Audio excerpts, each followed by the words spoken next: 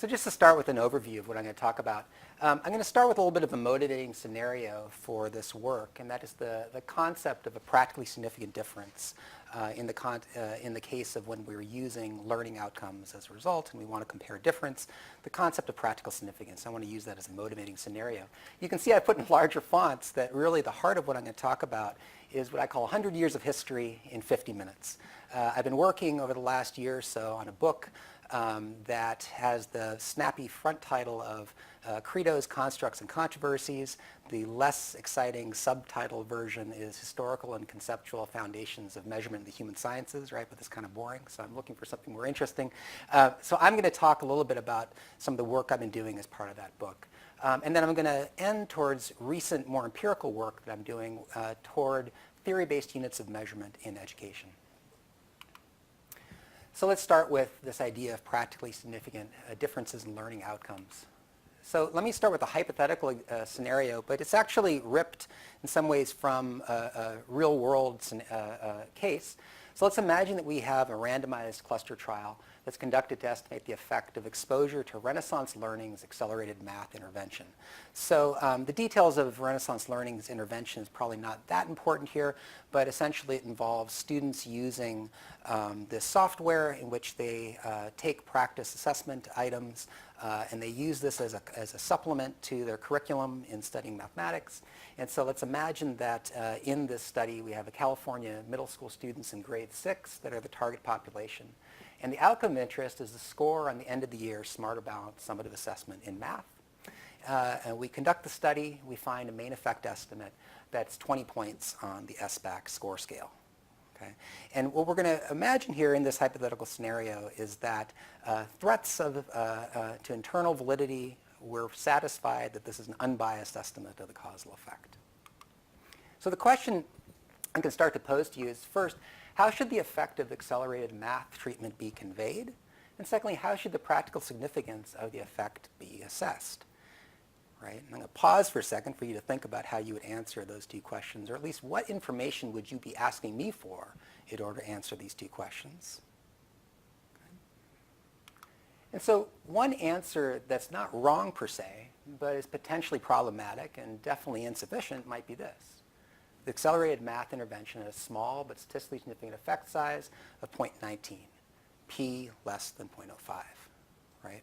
Now, the reason this is potentially problematic on the side of the p less than 0.05 is that recently, and this is sort of a recurring issue we see in the literature, there's a lot of concern that people misuse statistical significance. In particular, the habit of categorizing statistical significance as being something that is significant or not, the threshold being 0.05 is sometimes somewhat arbitrary. It's often the case that people will just report whether something is significant without reporting the p-value. We actually know that even the p-value is very sensitive to sample size. You could have very large sample size, hence almost anything will be practically significant. So just reporting statistical significance by itself is not terribly useful. There's a lot of calls for rethinking the way that we use statistical significance and presenting confidence intervals or other ways of contextualizing an effect. And so there's actually a recent issue of the American Statistician that was devoted just to this topic. There's a lot of great articles I'd really recommend checking out. One of them, the editorial starts with moving to a world beyond p less than 0.05. But that's not what I want to focus on for this particular talk. I want to focus on a second issue, which is the question of how we translate the representations of effects into something that's interpretable and meaningful, and how we evaluate its practical significance. So one of the places that one might turn for that is an IES report that was authored by Mark Lipsey and colleagues. It's called Translating the Statistical Representation of the Effects of Education Interventions into More Readily Interpretable Forms. And one of the takeaways, if you get that report, is the idea that if you've just reported your effects in effect size units, that's not enough, right? That you should go a little bit further in how you translate the results of your experiment into readily interpretable forms and how you go about assessing its practical significance. So in that report, they split these into these two pieces. How do we represent the effect? And here are the suggestions Lipsey et al. Have for how we might go about representing the effects. One is you might report a standardized mean difference. In fact, what I just showed you, an effect size. Second, there might be times where it's best to actually report things in the original metric if the original metric itself is something that is interpretable. You could report it in relation to a pre-post change if you have that kind of information. Perhaps overlaps in normal distributions, percentile differences. And now I want to mention this one, percentile differences. One of the ones, if you go to the What Works Clearinghouse and look at the way that effects are reported, they'll often report it in terms of they call an improvement index.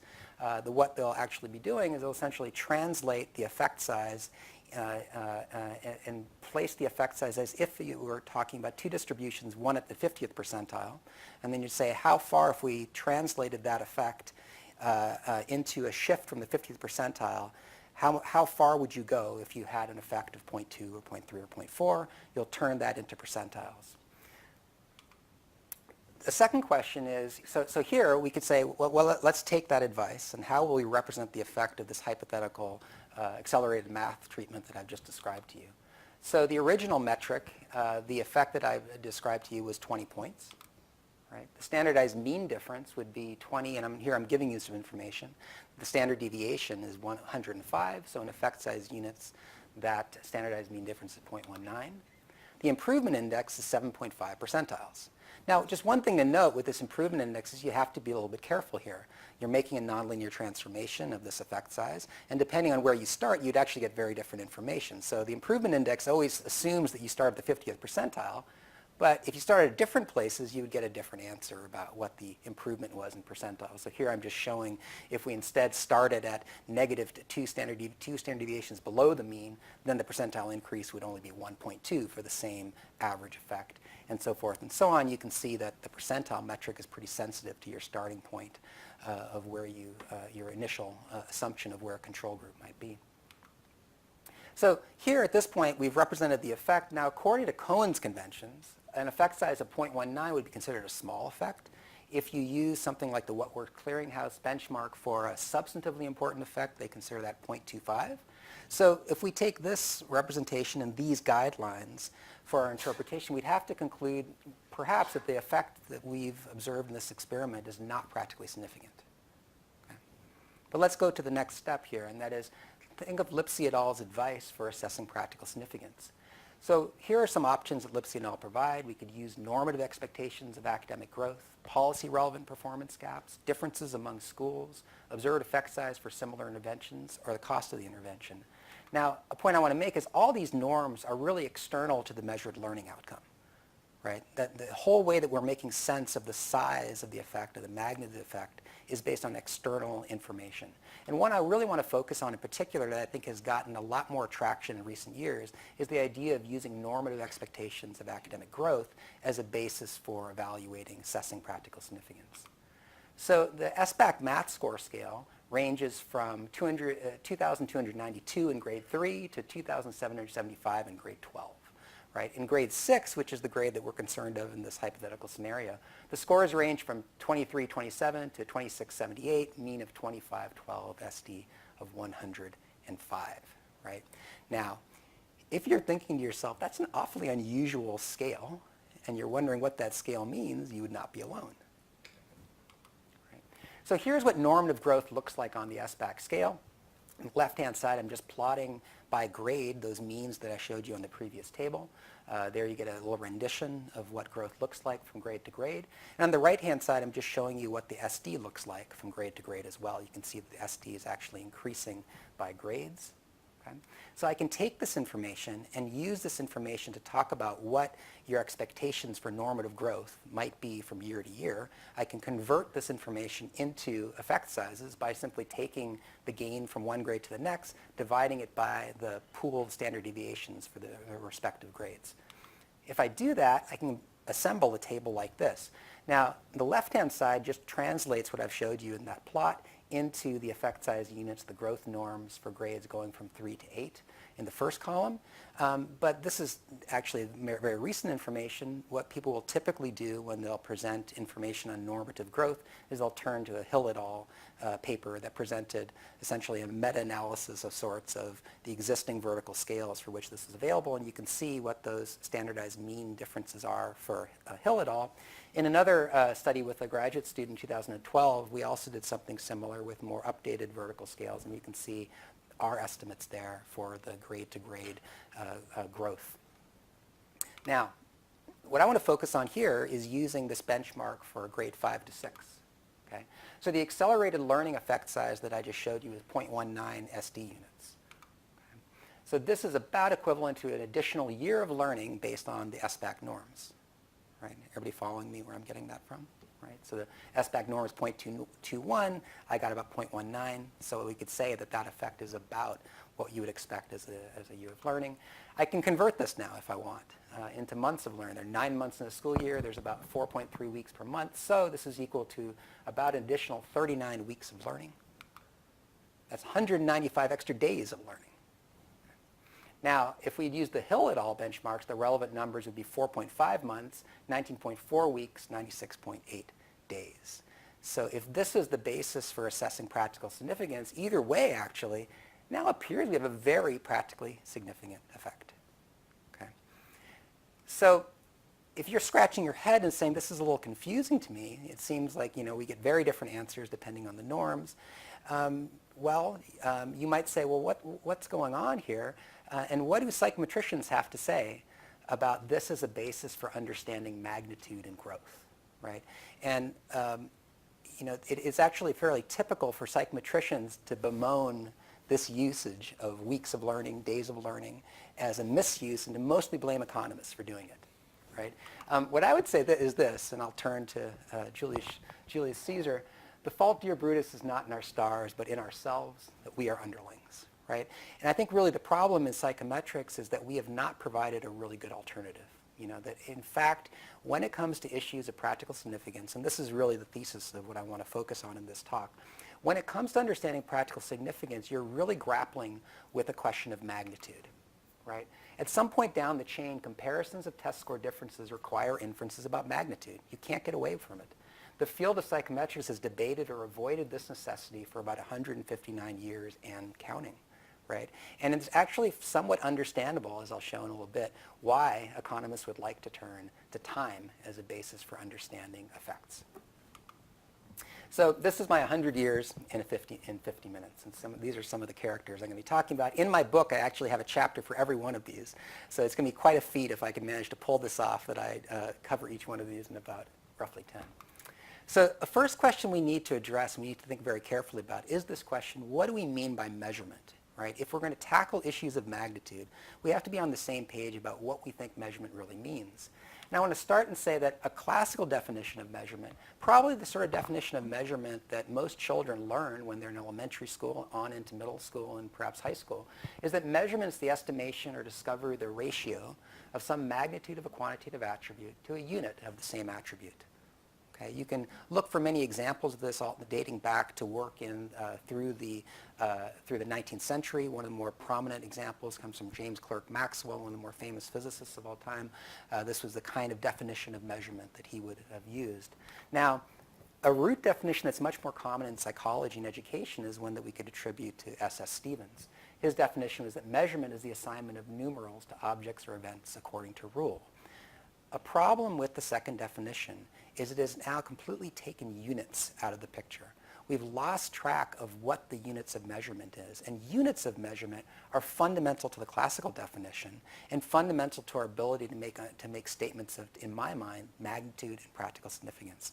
So much of what I want to talk about is how, throughout history, we've looked for equivalents to these standard units. Now, here are examples of standard units that we have in the physical sciences. Now, unlike the physical sciences, education doesn't have standard units. But here in the international system of units are the kinds of standard units that exist in the physical sciences. For length, we have the meter. For mass, we have kilogram.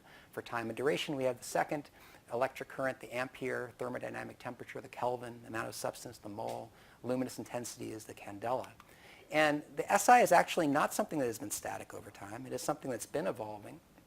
And actually, as of 2019, for the very first time, the SI is wholly derivable from natural phenomena, with most units based on fundamental physical constants. And one thing I just want to point out, one reason why you can be sympathetic to people wanting to use time as a basis for understanding magnitude, if you even look in the SI, you'll see that time, the second, is actually most of the other SIs, with the exception of the mole, are all now themselves defined with respect to time.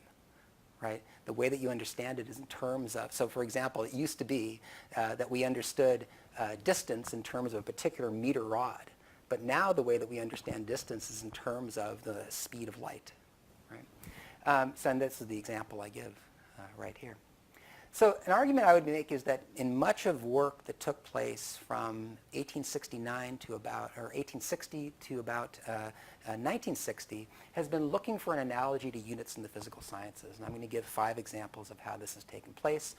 Gustav Fechner's just noticeable difference unit in 1860, Francis Galton's probable error unit, 1869, then Alfred Binet's mental age unit, L.L. Thurstone's standard deviation unit, and Georg Rasch's logit unit.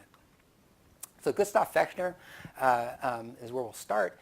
And Fechner is most well known for founding the idea of psychophysics. That is, his theory was that psychological sensation is some constant proportion of the logarithm of a physical stimulus, right? And a graph that sort of shows the idea of what he meant by this was this idea that you could think of there being some physical stimulus, and you could imagine this in the context of weight. And when people interact with this physical stimulus, it triggers something internally, some excitation, some neurological excitation, and that leads to some sensation, right? And that through that stimulus, you could actually register units of sensation, and that those units of sensations are logarithmically related to the weight that you experience. So the formula that Fechner developed for this was the sensation is some constant k times the log of stimulus. Now, the basis for Fechner's law can be derived from what's known as Weber's law. And Weber's law is actually a very tremendously useful thing in modern society. I actually just had this conversation with Tom D. earlier today about if you're trying to buy a house in Palo Alto, which sounds impossible. But the problem is that the houses are so expensive that now in everyday life, if I told you, I want to sell you my car, and I tell you you can either have it for $4,000 or for $15,000, right? You'll notice that difference pretty quickly, right? But if I tell you you can have this house and the asking price is $3 million, and I'll only give it to you if you give me an extra $15,000, and that $15,000 means nothing to you, right? So Weber's law is all about this idea that when we perceive differences, it depends very much on your initial starting point. And in order to perceive the next noticeable difference relative to the base rate, it always has to be in a constant ratio of increase. Right? And so you can see this relative to Fechner's law. What I've drawn here is that if you take a look at these sensation units that I've stacked on the y-axis, the idea is that if you look at the weights that they correspond to, that for when I go from sensation unit 1 to 2, right, then I have a ratio of weight, physical stimuli, x1 to x2, and that's the ratio. As I move to the next ratio, x3 to x2, they have to be relative to the exact same constant. Right? This is Weber's law, and if that law holds, you can derive this logarithmic relationship between stimulus and sensation. So Fechner's core assumptions in doing this is that sensation intensity is a measurable magnitude and may be regarded as a sum of unit intensities. The just noticeable differences of sensation intensities are equal at different parts of the stimulus scale, and the just noticeable difference in sensation is based on a mental comparison between two sensations. Right? These are the assumptions. All these assumptions have been contested since he developed this, but this is what he was thinking going in. And his method of measurement was to place a subject in a controlled setting in which it's possible to observe the effect of a physical stimulus. It could be brightness, weight, temperature, sound intensity, or length on a psychological response. And what he's assuming is that psychological sensation exists, but the scale is not known to us. So what we can observe are differences in sensation. These differences represent equal units of magnitude. So the strategy is pick a base physical magnitude, locate the deviation from this base that's just noticeable, and that's your first just noticeable difference. Now, pick a different base magnitude, figure out that just noticeable difference. We're assuming that each just noticeable difference is equal in magnitude, and we just stack those just noticeable differences and create a new measurement scale. Okay. So the most famous technique that he used to arrive at estimates for these J&Ds are the method of right and wrong cases. In this method, which I've enacted with my students, subject is given two containers to compare. And what will happen is you'll put some increment of a weight in one container as your base weight, and then in the other container, you'll put some additional increment to that base weight. And the subject is given the two containers, one at a time, and has to pick the container that's heavier. Right? And the process gets repeated multiple trials for each comparison of a base constant weight and then an increment from that. And then what you'll do is compute the proportion of correct judgments across those trials for a different comparison of weights. And the objective is to find the difference of weights that is just noticeable. Okay? So a thing I really want to emphasize is that the notion that Fechner had of how this would work and how you would estimate a just noticeable difference really relied on this idea of there being some notion of within subject, intra-subject variability. What that means is that here's this table shows an example of the kind of data Fechner would have gathered. He actually, in most of his experiments, he was also the subject of his experiments. So even though he actually knew what the weights are in were the container, but he thought since what was going on was some sort of excitation in his head, that he could just give an honest answer to which weight was heavier. Of course, a little bit problematic down the line, but this was how he gathered the data. Here's an example of what the data might have looked like. In the first row, you'd see the x sub t. That would be the treatment condition. That's the varying condition. The x sub c, that's the constant weight, 800 grams in this case. That always stays the same. And then you can see the difference between the two weights in the third column. And then the fourth column then is the proportion of times that you're able to identify that you choose that the treatment weight is heavier than the constant rate. The constant weight. So in this case, as you would sort of expect, the constant weight is 40 grams heavier than the treatment weight. You should very rarely expect the subject to identify that as being the heavier weight, right? But as I get closer to 0, you can see that probability starts increasing, right? And then as it goes above 0, the probability gets higher that you're able to identify the x sub t as being greater than the x sub c. Now, the last column I'll show you in a second what this is, but the theory that Fechner had of what was going on when subjects were doing this is that there is this true difference in sensations within a subject, but it has a normal distribution, each one of them, right? So when you're exposed to the treatment stimulus, what you actually perceive as a sensation varies in a normal distribution. There is a true sensation that you perceive, but what you actually might register in any one trial could be different from that value. And the same is true for the constant value, right? And so depending upon where you land in this variable along this normal distribution, sometimes you make errors as to which one is heavier than the other. Right? And so this is one of the first instances in which the normal distribution is used as a basis for understanding comparisons between these objects, and then by extension is used as a basis for defining units of measurement. Because what Fechner then would do is take these proportions and use the inverse of the normal cumulative distribution to arrive at an estimate of essentially a z-score. And from those z-scores, he would then figure out the point in this z-score distribution where you would locate the just noticeable difference. And essentially this was by convention. They would say the point of a just noticeable difference in the top end is where you have a 70% chance of identifying one cup as being higher than the other. This is how you found the J and D, and then you could repeat the experiment with different combinations of weights. But again, the idea that Fechner had using the normal distribution was that you could build up something that was just analogous to measurement in the physical science. In the same way in the physical science, we establish a standard unit and we append the standard units and use that as our measuring device. Fechner was looking for a way to do that with psychological attributes in a way that mimicked what was going on in the physical sciences. So his unit of measurement was the just noticeable difference. Now, this application of the normal distribution, what at the time was known as the Gauss-Laplace law of errors, Fechner was not the first person to apply this to human social science type research. The initiator of this was really Adolphe Quetelet, who is a Belgian astronomer. And he, in this book that he wrote, A Treatise on Man and His Development as Faculties, came up with this concept of the average man, and was very famous for having collected data from the chest measurements of Scottish soldiers. And when he collected this data, he was able to plot the width of the chest, and when he plotted it, he observed that it actually followed this normal distribution.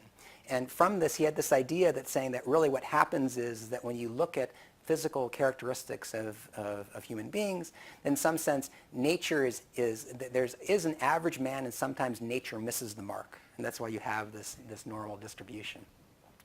One person who really found Quetelet's work very compelling and very interesting was Sir Francis Galton, who's the next person that I want to talk about. When you think of the idea of a polymath, Francis Galton should be the first one who comes to mind. He was responsible for actually inventing the term the normal distribution. Along with that, he made contributions to meteorology, to geography. He was actually a fairly famous explorer before he got interested in statistics. He also happened to be an amazing writer. And one of his more famous, one of the just quotes that I really enjoy the most is him talking about the importance of understanding variability. Right? He writes, it's difficult to understand why statisticians commonly limit their inquiries to averages and do not revel in more comprehensive views. Their souls seem as dull to the charm of variety as that of the nature of one of our flat English counties, whose retrospective Switzerland was that if its mountains could be thrown into its lakes, two nuisances would be got rid of at once. An average is but a solitary fact, whereas if a single other fact be added to it, an entire normal scheme, which nearly corresponds to the observed one, starts potentially into existence. So Galton's idea was that he was very interested in trying to understand the mechanism of heredity. His cousin was Charles Darwin. He was trying to study hereditary processes and to understand the laws that might govern them. And in trying to understand variability, he came across Quetelet's normal distribution. And he also did apply it. He wanted to see to what extent distributions, not just of physical attributes, but of intellectual faculties also would follow a normal curve. One of the only times he actually gathered data on things that we might think of as being related to achievement or intellect or things like that came from his 1869 book, Hereditary Genius. He was able to gather examination marks from candidates who had applied to the Royal Military College at Sandhurst. When you look at these marks, I should be clear what this means. Like at this time, there really were not tests in the way we think of tests today. What a mark meant is essentially when you went in for an examination, these were all oral examinations, and you'd be given some tasks to do. A lot of times it was recitation, and there would be an examiner there, and they would take marks literally for the things you could do, and they would tabulate these marks. Well, Galton was able to get a hold of these marks, tabulate them, and look at the actual distribution when he broke them into bins, and then compute what the distribution should have been if it followed the normal distribution. And here what he finds is that they're fairly close together, but notice the sample sizes here are extremely small. The bins are fairly large. But he actually concludes there's therefore little room to doubt. If everybody in England had to work up some subject and then to pass before examiners who employed similar figures of merit, their marks would be found to range according to the law of deviation from an average, which is what he was calling the law of errors or the normal distribution, that just as rigorously as the heights of French conscripts or the circumference of the chest of Scottish soldiers, that this law of deviation would apply. So this is a fairly quick generalization from a fairly small data set, but he was very much convinced that the normal distribution had a ubiquity, right, that it would apply to sort of any kind of characteristic of human faculty that you could imagine, that these things would be normally distributed. And if that were true, by the way, it really made life a lot easier. As we all know, the normal distribution is very easy to summarize with a mean and standard deviation, and that standard deviation can become like a unit of measurement, which is something that he would do. The other thing that's quite nice about a normal distribution, if things really are normally distributed, if all you know are ranks, you can turn things into z-scores pretty quickly. And that, again, could make research a lot easier. So the question you might ask is, why is the normal distribution so ubiquitous? And here, much to Galton's credit, he was not content to just rely on this initial work. He actually had to convince himself that there was some sort of an explanation for why you would expect human faculties to be normally distributed. And the explanation he came up with was facilitated by his invention of this device called the Quincunx. Now the device, the left is the original that he had built. and essentially had this funnel shape, and then it had these rows of pins. And the reason it was called a quincunx is that it had this pattern where you can see that any one of these 5 looks a little bit like, at the time, sort of like, I'd take this 5 here, 2, 1, 2 pattern was actually, a quincunx was a Roman coin, and those coins had that pattern, hence he called it a quincunx. What he would do is he would take, design this thing so at the very end there are these slots, and then there are these many rows of these pins, and he would then drop shot from the top of this device and demonstrate, pedagogically, you might say, what happens when these these balls fall through the pins of the quincunx.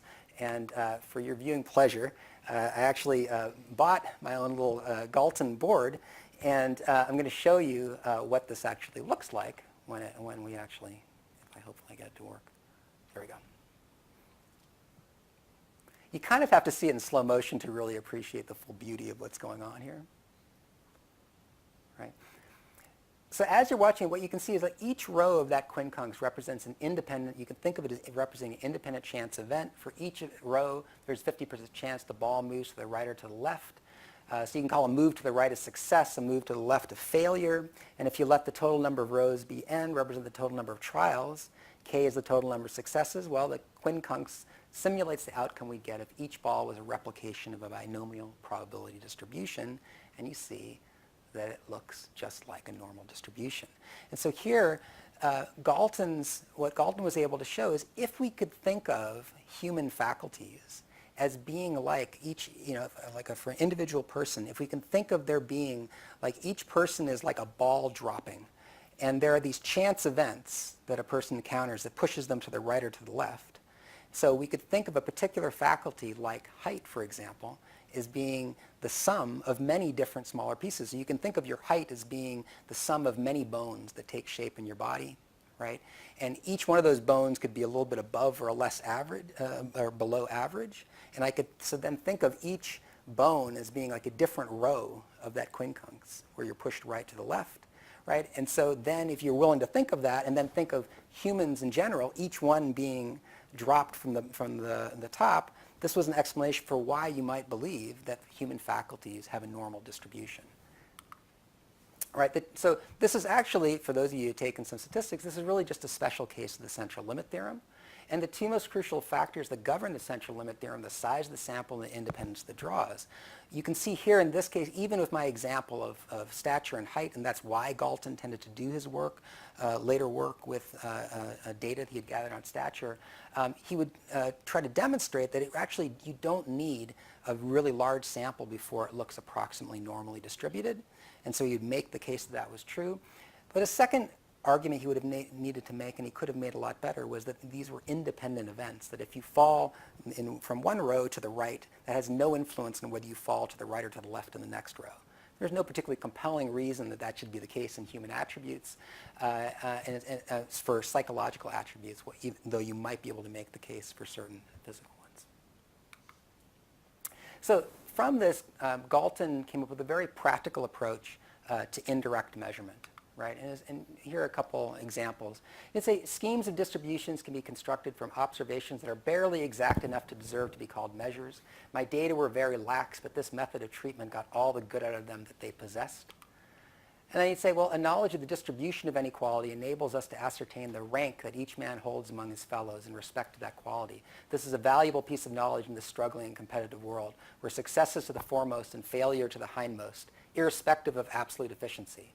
And this is a great line. A blurred vision would be above all price to an individual man in a nation of blind men, though it would hardly enable him to earn his bread elsewhere. Right? So here, Galton's making the case for, he appreciates that what he's doing is not absolute measurement. It's not the way that you would do measurement in the physical sciences. But if what you're mostly concerned about is ascertaining position in a distribution, and you're interested in studying variability in the distribution, direct measurement might not be something you need to have. In fact, much of what Galton wanted to actually demonstrate was the relationship among variables. And so he needed some way in which he could actually examine how one variable covaried with the other. And this is, in fact, how he developed the ideas behind regression and correlation. Now, I don't want to give the impression that Galton was in any sense lazy and not aware of sort of the needs to have other forms of measurement. He actually opened an anthropometric laboratory for 2 years. He gathered data on, for people that would enter. You would pay about 2 pence to enter, and I guess in a time in England when there were no iPhones, there was no Game of Thrones, there's not a lot of additional video entertainment. I guess it was fun to go to Galton's anthropometric laboratory, pay a couple pence, and get measured. He actually would describe that there actually were lines to get in to have your measurements taken at this laboratory, and that everything typically went quite smoothly, except when some drunk people would come and decide that they would be start some trouble. So here were some of the things that he would measure. He would measure height, standing and sitting, weight, keenness and judgment of sight, sensitivity of touch, breathing capacity, swiftness of blow at the fist, strength of pull and of squeeze. And one of the reasons he would focus on these things is twofold. One, he was trying to get ways of going beyond, like the physical measurements, first of all, for his demonstration and his derivation of this, and the way he discovered correlation and regression. It was nice to work with something like height and weight, because there you could make a much greater case that this was something that was connected to heredity and less influenced by the environment, right? So he focused a lot of his work there on that. The other measures that he had were things that he used as stand-in for the human intellect. And he really believed that the human intellect were things that could be captured from, again, sensory tests. So swiftness of blow, strength of pull, breathing capacity, sensitivity of touch. He somewhat believed that, but he also, I think, believed that he had no way to gather things like examinations. Required an incredible amount of time. The kinds of examinations that were given at that time were multiple day events. And so there was no expedient way to gather examinations that would give him practical measures, right? And so this is a very nice segue to our next historical giant, and that's Alfred Binet. So Alfred Binet, to a large extent, is understood to be sort of the father of the intelligence test, even though he might really, if had been still alive when intelligence testing became as popular as it was in the United States, might have really resented that label. The context for Alfred Binet was that in France, in the late 19th century, universal public education had only been established as of 1881. Now, prior to this, children with real or perceived cognitive disabilities were sorted out of schooling. And in 1904, government appointed a commission to investigate the state of mentally subnormal in France. And Binet was a member of this commission. He comes to appreciate the need for a standard approach to decide which children require special services. Now, at the time, conventional French labels for subnormal, abnormal, retarded children at the time were idiots, imbeciles, and debiles. Debiles were then Americanized to moron, thanks to the psychologist Henry Goddard. And these are very distasteful labels now. We would hardly want to see them applied to children. That said, I often use these labels for like public officials, that are in office, and I've often used these interchangeably. It might be helpful for you to now realize there is a hierarchy. And so if you refer to a public official interchangeably as an idiot, imbecile, or moron, recognize that actually moron is higher than imbecile, and imbecile is higher than idiot. So just for your own... So Binet's theory of intelligence in 1905, intelligence requires attention and adaptability. It's manifested in practical judgments. And this was really important to Binet, this idea that what we mean by intelligence is your ability to make practical judgments. This is a wonderful quote. There's intelligence, it seems to us, a fundamental agency, the lack of alteration of which has the greatest importance for practical life. This is judgment, otherwise known as good sense, practical sense, initiative, or the faculty of adapting oneself. To judge well, to understand well, to reason well, these are the essential well springs of intelligence. A person may be a debile or an imbecile if he lacks judgment. With good judgment, he will never be either. Compared to judgment, the rest of psychology and the intellect seems of little importance. Okay. So Binet's methods were as follows. He wanted to look, essentially, he needed some method to make distinctions between idiots and imbeciles and debiles and normal children. And he needed to figure out a way that you can make these sorts of classifications. And so his goal was to establish a series of tests, but what he was calling tests are really just items. right? They're individual questions that you would pose to children. And from this, he wanted to base a hierarchy of these items on an age when 80 to 90% of normal children could answer correctly. So he did his research in which he was working with children in which there was no question about whether they should be part of regular schooling. This is what he called normal children. He had a very time-consuming process of trial and error in which he tried out these questions to see in the interviews how children responded to them. And each series of tests involved one-on-one interviews. In his 1905 scale, the total population of normals was just 50, and about 10 each from preschool, 5, 7, 9, 11-year age groups. And here was the breakdown from their first 1905 test. For these five, there are particular 5 items that set the if you could answer or do these particular 5 things, follow the movement of a lit match, grasp a small object, distinguish between dark chocolate and white wood, shake hands with a tester, comply with simple requests and gestures. Those were the distinguishing features between idiot and imbecile, and so forth and so on for imbecile, debile, and then a last one from debile and normal. Right? So this was the initial test. At this point, there was no unit. There's no measurement scale. It's just an approach being used to classify groups of students. But in his 1908 revision, he actually tries for a new scaling approach to establish what's called a mental level. So what he was trying to do is to find an age where a child has passed all but one item associated with that age. So next, what he would do is give a child a year of credit for every additional 5 items answered correctly, irrespective of the difficulty of the items. So in doing this, he increased his norming sample to 300 students.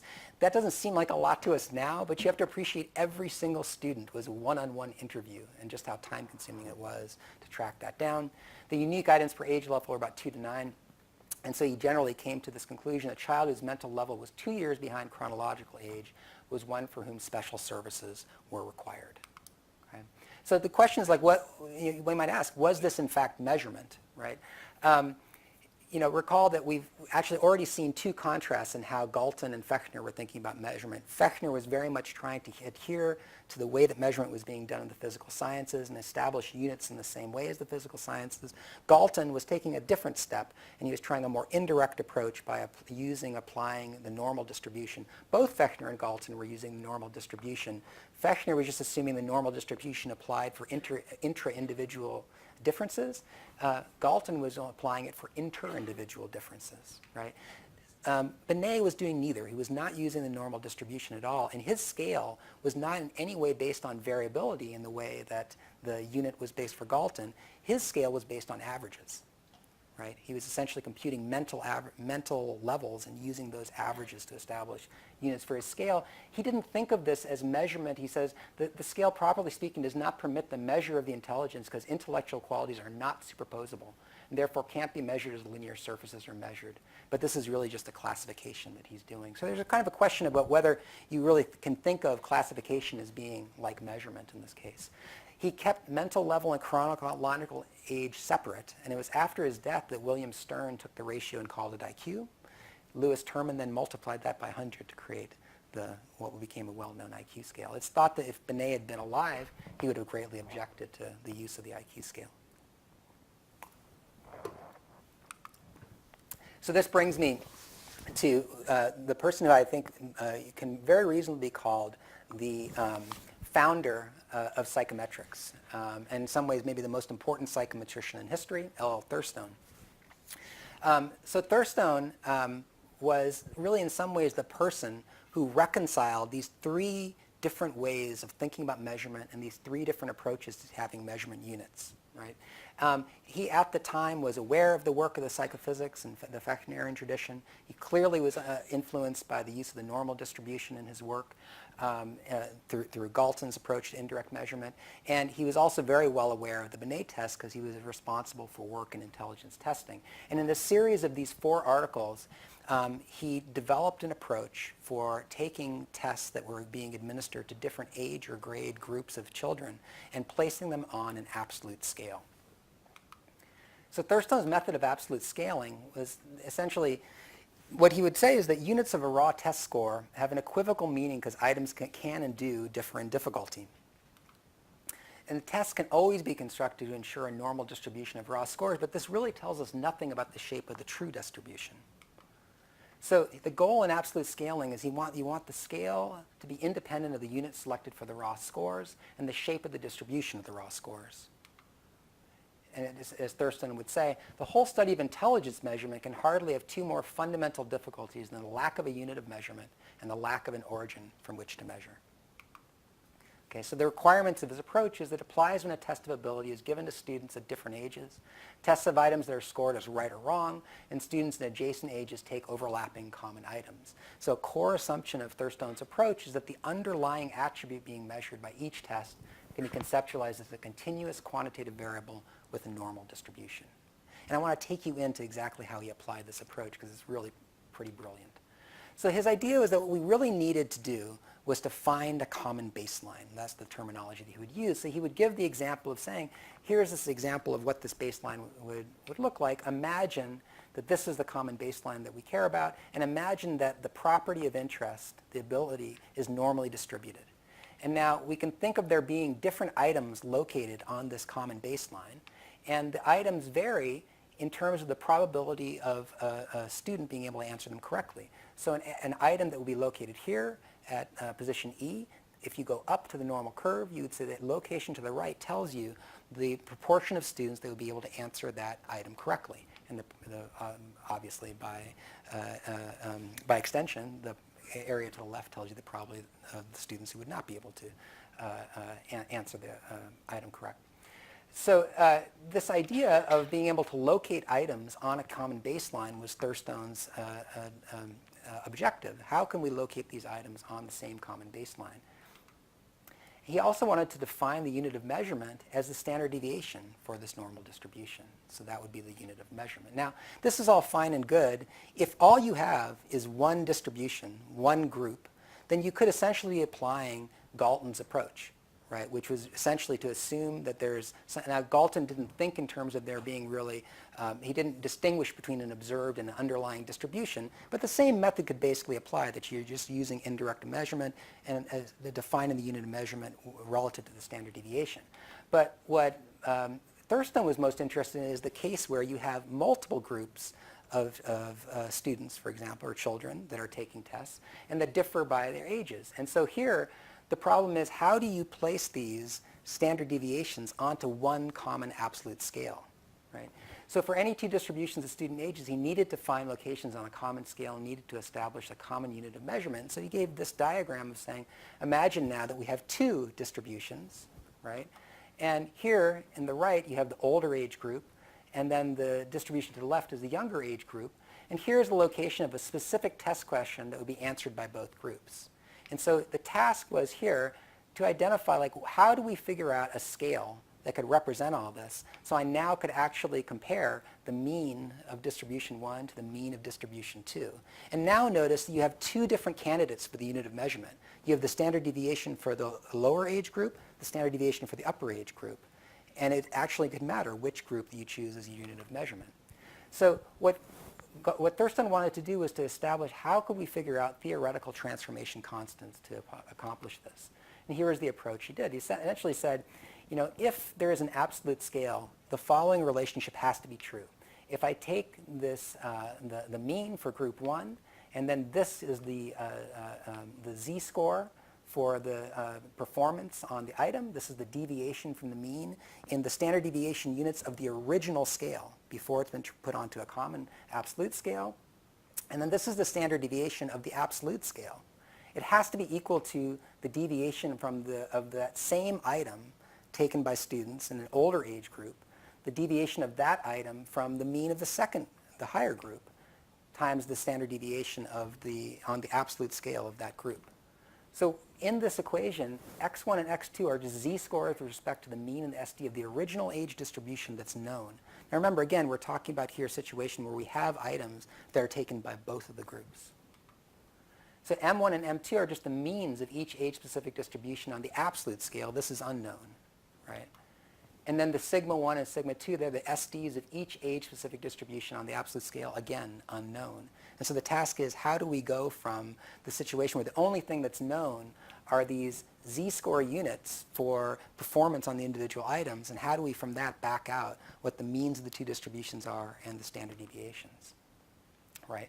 Well, if you solve this, you can see that really the relationship you're looking for is how can I get x2 onto the scale of x1, right? So if I want to express the performance on item two, from group 2 on the scale of group 1, you can essentially do a little transformation and say that what I'm looking for is a linear relationship where I have some slope and some intercept. And the question is, how do I get an estimate of that? So the empirical strategy he actually took was to use data that Cyril Burt had collected for a Binet test that had been administered to about 3,000 students in London. And so his approach was to take the items that had been given to these overlapping groups and to compute the proportion of students who got the two items correct. Who got each item correct, right? And then from that, he would again use, assuming the normal distribution, he could locate the z-score values relative to those proportions. So he had these two z-score values. So he had those, and then from there, he would plot those z-scores on the same plot.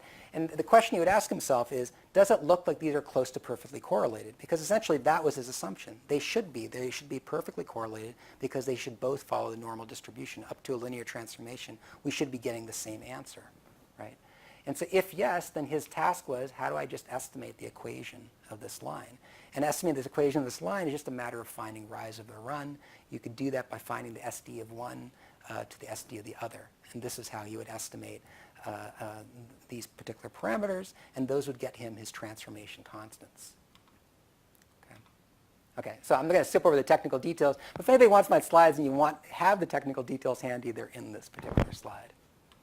Okay, so the result for his work was an ability now, with this data from these intelligence tests that have been given over multiple age groups, he can now put those onto one common scale, and the common scale was on the y-axis here, right? And then he had chronological age on the x-axis. And this depiction of growth on an absolute scale allowed him to answer some really interesting and novel questions. Like, one of the things he was able to show is that in this plot, contrary to conventional wisdom at the time, growth shows no sign of rapid deceleration. There had been this thought that really by the time children reach early adolescence, intelligence is leveled out and there's no change anymore. And he was able to show by the scaling method that was not the case. What he's shown this, by the way, in this plot, the line here are the means that he's put on the absolute scale, and then the upper and lower scale are just adding and subtracting one standard deviation. So those were the parameters that he was estimating for each of these. He also is able to show that variance increases over time. You can notice that vertical distance from the middle line as grade increases is actually getting wider. And one of the points he made is that we're missing evidence on growth in intelligence into adulthood, because the only data we have ends at age 14, and we actually don't know what growth looks like as we get into the later teenage years.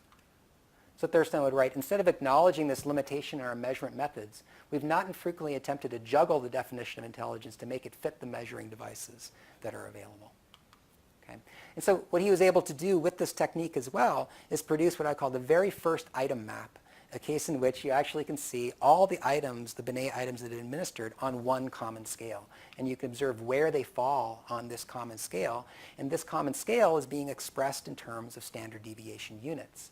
Now, what's really important to appreciate is that his unit of measurement, a choice had to be made with regard to which age-specific SD that would be used to define the scale.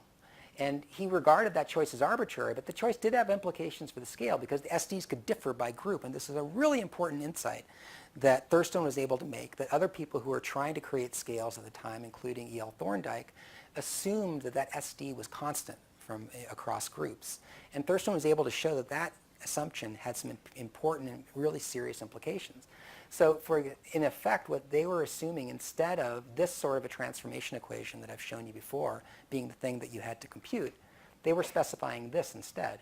They were essentially, by assuming these were equal, that's set to 1, so that what you were essentially doing in transforming an upper grade to a lower grade is you were just adding the deviation in the two means.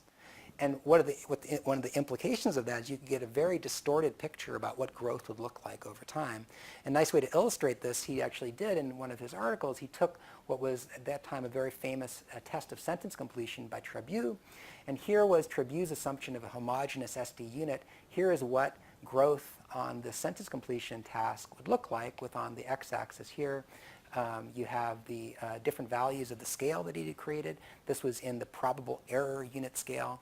I should pause and just say for a moment, probable error at the time was just another version of a standard deviation. It was 1/2 the interquartile range, and that's what Galton had actually used, and that's what Trabue was using at this time as well. What you'll notice in Trabue's distributions across grades is that the shape of the distribution is the standard deviation of the distributions are identical, right? And the other thing to notice is just how much change there is. Here we start from a value in grade 2 that's somewhere close to 0, goes all the way up to a value by the time we get to grade 12 or so that's in a probable error unit of about 10. This was when Thurstone used his absolute scaling methods. You'll notice that, number one, what he sees is that there's an increase in variability across grades. But also notice that when you look at sort of what growth looks like from grade 2 to grade 12, we end up in standard deviation units that are at about 4. So you get a fundamentally very different answer about what growth looks like across these age groups when you're using this different method. Just as a side, he also thought it was important to find an absolute 0. To again try to approximate the idea of measurement in the physical sciences. So he had applied his absolute scaling approach to 7 different intelligence tests. He administered to students in different age groups, and clear patterns emerged that the variance is increasing as a linear function of age. And so he said, well, if that's the case, if it has this linear relationship, I can actually back out and extrapolate where 0 would have to be on this absolute scale if I assume the following is true. If I assume that when variance is 0, that's the point at which there is no intelligence, right? Like when intelligence exists, there must be variability. When there's no variability, there's no intelligence to actually measure. So he would actually look for the point on the scale where the absolute 0 is where the SD would be set to be 0. And that's how we'd find on his scale the point at absolute 0. And it was a testable proposition because he could then go back and see, in fact, if I plug this in with on the x-axis chronological age, do I actually find that the value actually tends to be around where I think 0 should be? So the last person I want to mention is Georg Rasch. He had sort of a, one thing that I'll just say before I say anything about Rasch is that one thing to notice about Thurstone's approach is that what it did, it focused very much on locating items or stimulus that people were exposed to on a common scale. But it didn't actually put people on that common scale, right? So one of the limitations at the time is you couldn't actually compare the location of a person to the location of item. This was a problem you could argue in some sense a contribution that Rasch made is a method and a model whereby you could have both in the same scale. So he actually had this similar kind of a context to the problem that Thurstone was trying to solve with students taking different tests across different grades. And what he had is a situation where students are taking in grades 3 through 7 that they're struggling academically in reading, and he wants to evaluate the benefit of some sort of intervention. Students are given reading tests before and after they transfer to reading classes. And so you want to be able to say something about growth for students who are in these interventions. But his problem was he didn't have any particular scale to make that possible. So what was he going to do? Now, I could spend a lot of time on the derivation of how he got there, but we're going to skip that for another time. But what he came up with was his famous Rasch model, right? And the gist of the Rasch model was that the probability of a correct response to a test item is a function of 2 parameters, the difficulty of the item and the ability of the student. And both parameters can be expressed on a common scale. And that scale is the Logit scale. And just briefly, the key idea that Rasch had was this principle of specific objectivity. By developing this particular model is that he wanted comparisons between objects to be generalizable beyond the specific conditions in which they were observed. And so what that had to mean was that comparisons between persons are invariant over the specific items used to measure them, and the comparison between items are invariant over the specific persons used to calibrate them. Here he was very much in line with Thurstone's ideas. Thurstone also had this, really appreciated the importance of the invariance in the measurement instrument, and invariance being a criterion of a successful measurement instrument. And this was Rasch's aim as well. Now, utility of the Rasch model, if this all holds, just to give you a sense for it, is you can now put on one scale, and the Logit scale runs down the middle, and you can create a map in which you have the locations of students. So here's an example where Scott is located in 2 different points in time, grade 4 and grade 5, and I can calculate the gain in Logits. And if I want to understand what that gain means, I can compare that in a reference to the distance of two items on the same scale. So here in this particular case I have two fraction items. You can notice that this item is an easier item than this item because in this one to solve it I can just add the 2 and the 3 and I can add the 3 and the 4 and get the right answer. Right? I don't have to really worry about a common denominator. Even though it's a mixed fraction, and mixed fractions are harder to deal with, even if I don't fully understand mixed fractions, I can probably solve this item correctly. And this is actually associated, it turns out, in the Common Core State Standards with the grade 4 standard. In grade 5, now I have a mixed fraction item that I have to solve. This is a harder item. And I can locate these on a common scale and tell you that the distance between these two items is 0.5 logits. And this gives me now a frame of reference to understand what 0.25 means. I can characterize this growth from 4 to 5 relative to the difficulty of moving from these two particular items. Right? And by the way, it doesn't matter in this case whether I have students that are at the same starting point at the items. That distance of 0.5 means the same thing whether I'm comparing Scott from grade 4 to grade 5 or Ennis from grade 4 to grade 5. Right? So the measurement unit in the Rasch model is the logit. Right? And the logit is the log odds per correct response.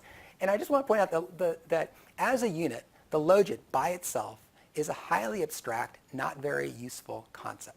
Right? It's not a very interpretable concept. Students struggle with it.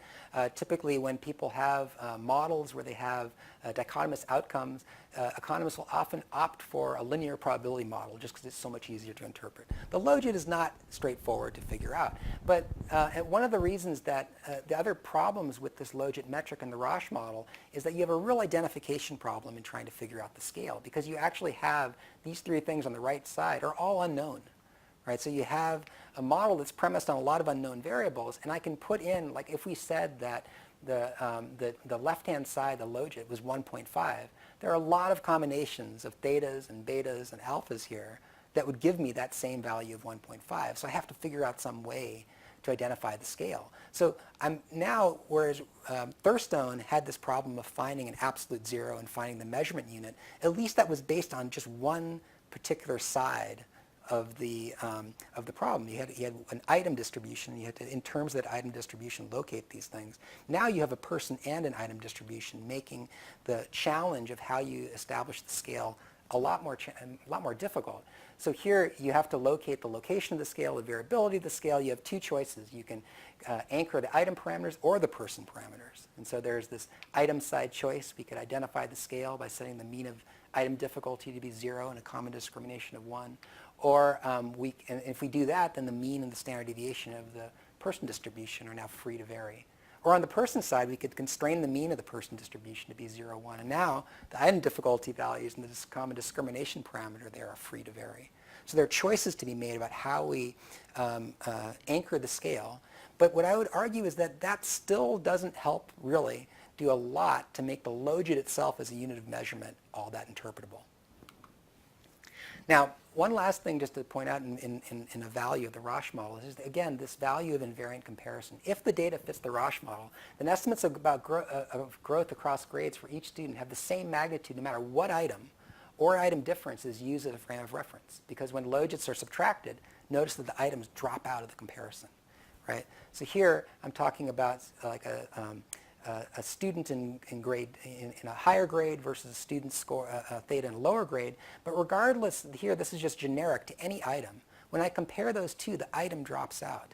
More complicated item response theory models, that's not true, which tells you that essentially the difference you're observing between students depends on the frame of reference of the particular items that you're using on the assessment. So just as a recap, I've covered a lot of ground, but what I want to just give you a sense in this history that I've taken you through is how these ideas of measurement units have changed over 100 years. We started with Fechner with the J and D, and in all of these cases, there was some connection or utility of the unit for theory building. So for Fechner, it was a psychophysical law. Galton's probable error, he was using this to test the mechanism of heredity and discover regression. Binet used time as his measurement unit, and his use of theory here is to follow up and serve a theory of intelligence in children. Thurstone was using the standard deviation unit to help interpret growth and intelligence. And then Rasch, his actual use of theory was that very much wanting to build a method for measurement that was very parallel to measurement in the physical sciences. So what I want to argue is that, what can we do in the present day now to take further steps forward in history to make measurement units more interpretable so that we have a better chance at answering these kinds of questions about practical significance. And so I just want to recall that SBAC score scale that seems like eons ago that I showed you, but the scaling constants for that scale, the Smarter Balanced Assessment Consortium uses item response theory. It doesn't use the Rasch model, but does use item response theory. And so they do estimate a scale in logits, right? But they don't report logits. Instead, what they report is a scale score that emerges after multiplying a logit, that's the theta, by 79.3, and then adding that to 2,514.9. So in that case, each change in a logit is equal to about 80 scale score points, and I don't know why. And I've actually asked I'm on the, Ed and I are both on the technical advisory committee. We just had a meeting last week, and I asked the lead psychometrician, do you have any idea like why those are the particular scaling constant? And nobody could answer, and he couldn't answer the question. And I don't think there's anybody there who actually can give you an answer to the question as to why that is the scale score for Smarter Balanced. Like why is that the unit? Why is that a meaningful unit of measurement? And I think that's somewhat problematic.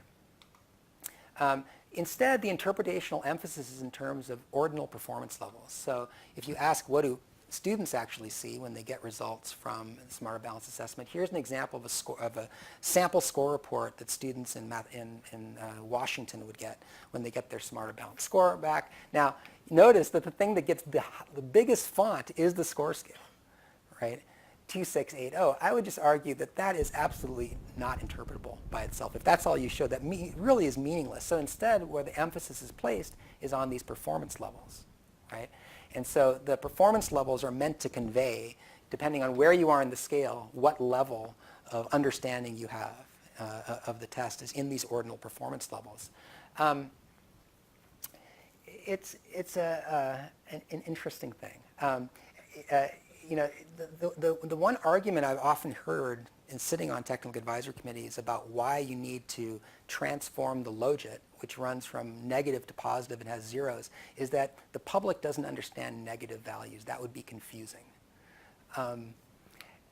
If I'm a parent and I'm seeing these scale scores running from like 2,200 to 2,600, it's unclear to me why that would be less confusing as a rationale for a scale score. So I think that we can do things to create scales with more substantive measurement units. And this is a lot of what my research is now kind of focused on. So there's a really nice chapter by Robert Angoff in the 1971 issue of Educational Measurement, Scales, Norms, and Equivalence Scores. And what he argues is that the process of defining a scale can be conceptually and practically separable into at least two parts: the definition or determination of the relative interpoint distances on the scale, and the assignment of a system of numerical values to the benchmarks of a scale. Right? And he writes, the long-term value of a test and the scale in which its scores are expressed will depend more on the measurement qualities built into the test than on any normative properties which might be embodied in the scale and appropriate in the short term. And I think there's a lot of wisdom to that. And I want to think about ways that we could actually accomplish this idea of making benchmarks on the scale more meaningful and thinking of units that are more interpretable along a particular score scale. So just a brief example I want to give is some work I've done with this thing called MathMapper. This is work that J.R. Confrey at North Carolina State University has done, where she has taken the Common Core in mathematics and built it into a series of learning trajectories that are essentially hypotheses about how students grow more sophisticated in their understanding of core concepts in mathematics. So here is one cluster of learning trajectories on building, comparing, and solving proportions. So each one of these represents a different learning trajectory. And here I've just pulled one, finding missing values in proportions. I'm not going to read through what the different assumption is about how students are becoming more sophisticated, but you can see there is some theory of what it means for students to be learning mathematics and how we think they become more sophisticated over time. Here's just very briefly an example of a level 1. So the item writing, when you have a learning trajectory hypothesis, is you're actually writing items that are specific to levels of the learning trajectory and that would help you make distinctions about whether a student is showing mastery at a lower level or a higher level. This is an example of a level 1 item. And briefly, this is an example of a level 7 item. Right? So one of the things that's very nice about learning trajectories is that you're building a theory underlying the development of your items. And if you're building your items correctly, you should see some relationship between the difficulty of the items and the level to which the item was written. So this is a testable empirical proposition and something we can actually examine, and something that I did examine by collecting data. We administered 5 test forms, 3 to grade 7 students. This is in a single school district in Colorado. 3 to grade 7 students, 2 to grade 6 students, and each form contains items that overlap across forms. And we fit them according to the Rasch model. Here is one of the nice, again, visual renditions of something that the Rasch model allows you to do. It allows me to express the distribution of student ability and the distribution of item difficulty all on a common logit scale. And so what I can see immediately from this visualization is that the items that we were able to administer, here I've anchored the scale so that 0 is in accordance to the average student taking the test. So 0 is interpreted as the ability of the average student that's taking this. So relative to that, you can say relative to the average student, these were very hard items for these students to answer, right? And this just gives you some information on the logit metric. Now again, I would just say that if all you have are the logits, the only thing that's really interpretable in terms of logit values, if you've anchored it on 0, is that a positive value means that you're sort of higher, you're above the average student, and negative means you're below. And if we want to do anything more, we could again go to SD units. We could turn these into effect sizes and interpret them that way. That would certainly be a possible thing to do. But I want to argue that I think we could do better than that. I think we could actually use the information from this hypothesized learning trajectory to consider how do we know what an increment is on the scale that is a meaningful increment. So as an example of theory-based reference units, one way to think about this is to say, here's what we want to have happen. Here's a theoretical ideal, is that when I take a look at the items by level of this learning trajectory, what I want to see is that there's this increase in difficulty as I go from level 1 to level 2 to level 3. And if in fact it lines up in this way, and yes, there's a little bit of variability here, but they mostly fall on this line, the slope is 0.3 logits. That would be a nice, if I find this, then what I can actually say is I have a basis for understanding what is a meaningful difference, right? If I observe a difference of 0.2 logits or 0.3 logits, I can interpret that 0.3 as saying, that's about the amount of learning I would expect for a student going from level 1 to level 2 of the learning trajectory. Or if I saw an increase of 0.6 logits, I can understand that in terms of an increase in 2 logits. There's any variety of ways you could think about interpreting that. Here's empirically what we actually found with the data, right, which doesn't fit that very well at all. We see a lot more variability in that. It doesn't fit the regression line anywhere near as well.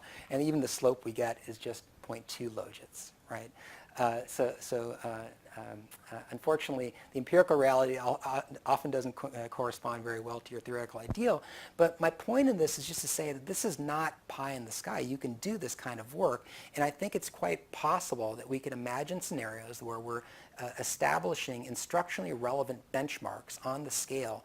And this is a little bit different from, you might say, well, that's what standard setting is supposed to do. It's supposed to establish cuts in the scale that people think are meaningful differences. But what I want to do is locate the points in the scale that correspond to items that we've actually written that we think are instructionally relevant. And in another example of a project that I won't show, I work with instructors to say, pick 2 items where the distance you think between those 2 items, you think that there's a real, if you got students from being able to answer one of those correctly to both of those correctly, that to you would represent a real victory instructionally, like you've really accomplished something in that course. You can find that distance, those benchmark distances on the scale and find out what that difference is in logits, right? And make that a basis for understanding what is a meaningful difference. That becomes your new denominator when you're essentially looking at an effect. I find an effect of x, and then I divide it by that distance between those 2 reference units. And that's a different way that's grounded in instructional use and essentially is not based on finding a different external norm. It's internal to the assessment you're developing. That's the basis for the reference unit. And by the way, what's wonderful about, well, wonderful is a little strong, but what's nice about this idea is that you can then test the invariance of it. Right? Because you can locate that distance if Rasch's assumption of, for example, if you're using the Rasch model and you believe in specific objectivity to hold, the distance between those reference units should be the same when I go to a different data set, when I go to a different instructional context. If it doesn't hold, it tells you that reference distance depends on the instruction to which students are exposed. And you have to ask yourself about the generalizability. right? But it's a different way of thinking about how research in the space would be. So I'll just end with this, is that I really think to answer questions about practical significance of differences when it comes to student learning, we're going to need the following. Test scores on multiple occasions, longitudinal data, right? To link these scores onto a common scale, to define a meaningful unit for the scale, and to interpret score changes over time, right? To evaluate the validity of 1 to 4, we're going to have to iterate between the theory of student learning, and I think learning progressions, learning trajectories are one really fruitful way to do that, and a process of test item design, the engineering, right? And I think all these ideas were anticipated in some of the work I've described historically. These ideas of item engineering came a lot from the original work by Binet in thinking about item difficulty and could you find differences in item difficulty and hierarchies in difficulty. And this idea of having a theory that corresponds to the scale, all the work that was being done, whether it was being done by Galton, Fechner, Thurstone, there was always some theory connecting why the scale units had the kind of properties they had. They weren't things that we just happened to make up on the fly. I think that's something that we're often missing in current scale approaches. So I think we're taking baby steps in the direction of getting a little better. I'm just going to, some of the work that I've been doing in this area, some of this you're seeing a little bit in the book I'm working on. I had another few papers, and I did some work with this Venn domain guy that was also helpful. So thank you very much.